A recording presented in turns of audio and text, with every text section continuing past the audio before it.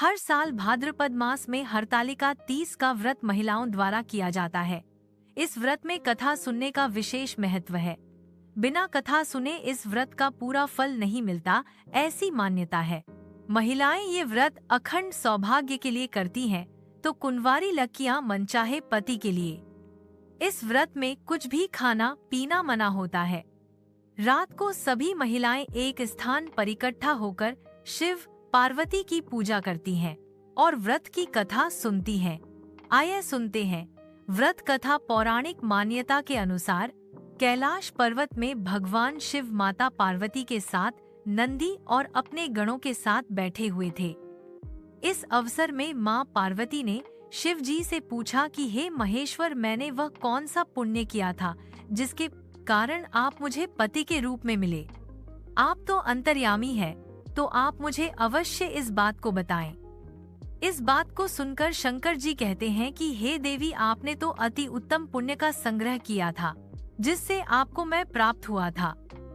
शिव जी ने कहा, हे गौरी, पर्वतराज हिमालय पर स्थित गंगा के तट पर तुमने अपनी बाल्यावस्था में 12 वर्षों तक अधोमुखी होकर घोर तप किया था।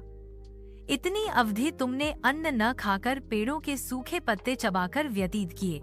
माघ की विकराल शीतलता में तुमने निरंतर जल में प्रवेश करके तप किया। वैशाख की जला देने वाली गर्मी में तुमने पंचाग्नि से शरीर को तपाया। श्रावण की मूसलाधार वर्षा में खुले आसमान के नीचे बिना अन्न जल ग्रहण किए समय व्यतीत किया। तुम्हारे पिता तुम्हारी कष्ट साध्य तपस्या को देखकर बड़े दुखी होते थे। तब एक दिन तुम्हारी तपस्या को देखकर नारद जी तुम्हारे घर पधारे। तुम्हारे पिता ने हृदय से अतिथि सत्कार करके उनके आने का कारण पूछा। नारद जी ने कहा, गिरिराज, मैं भगवान विष्णु के भेजने पर यहाँ उपस्थित हुआ हूँ। आपकी कन्या ने बड़ा कठोर तप किया है। इससे प्रसन्न होकर वे आपकी सुपुत्री से विवाह करना चाहते हैं। इस संदर्भ में आपकी राय जानना चाहता हूँ। नारद जी की बात सुनकर गिरिराज गदगद हो उठे। उनके तो जैसे सारे क्लेश ही दूर हो गए। प्रसन्न होकर वे बोले, श्रीमान, यदि स्वयं विष्णु मेरी कन्या का वरण करना चाहते हैं तो भला मुझे क्या आपत्ति हो सकती है। वे तो साक्षात ब्रह्म है।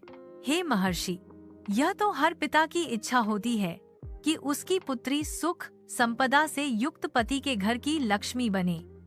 पिता की सार्थकता इसी में है कि पति के घर जाकर उसकी पुत्री पिता के घर से अधिक सुखी रहे।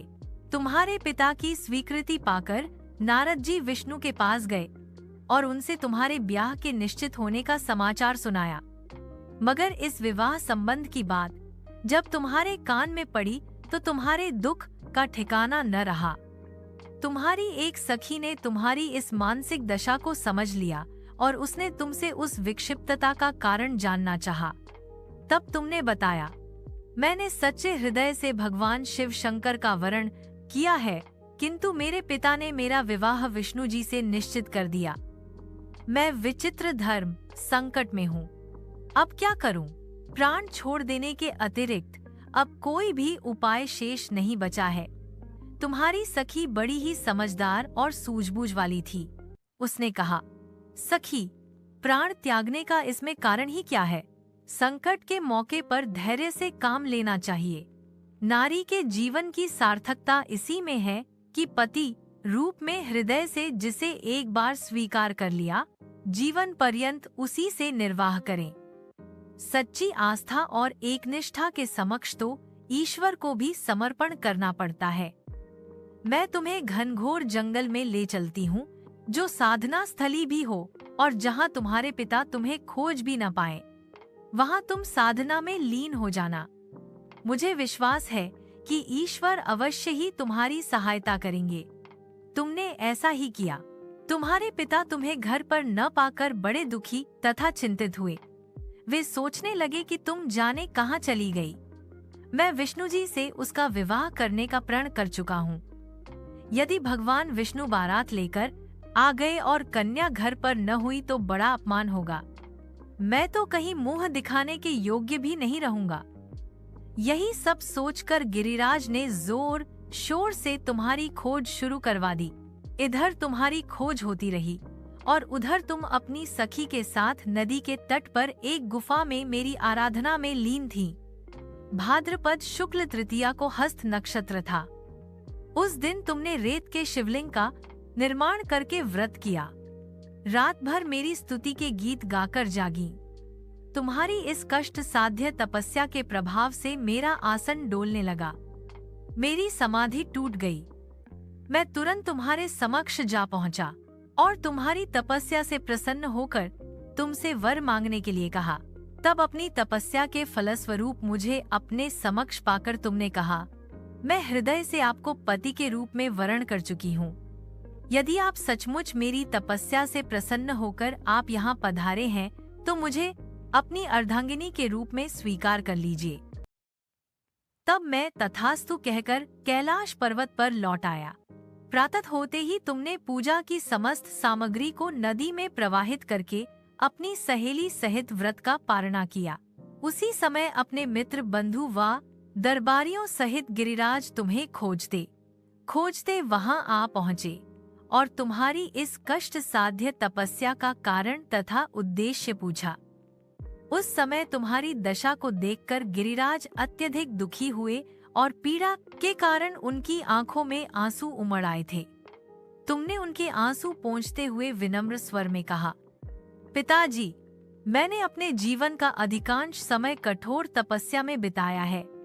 मेरी इस तपस्या का उद्देश्य केवल यही था कि मैं महादेव को पति के रूप में पाना चाहती थी।